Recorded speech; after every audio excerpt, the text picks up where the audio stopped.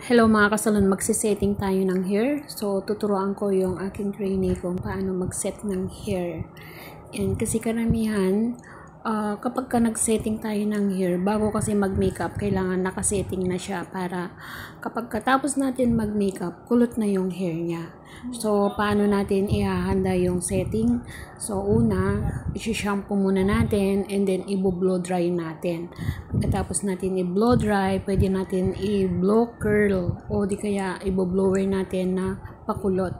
Or di kaya ay paplantsahin natin ng pakulot. Yan. Kaya pagkatapos natin makulot, isi-setting natin para mag-stay yung kulot niya. Ibig sabihin, kapag nilagyan mo kasi ng binlower mo kasi tapos isineting mo siya o ikinulot mo siya and then ikinilip mo, yan, habang nagme-makeup ka, lalo nag-i-stay yung kulot ng hair niya. Kaya pagkatapos ng makeup, pwede mo na siyang i-open.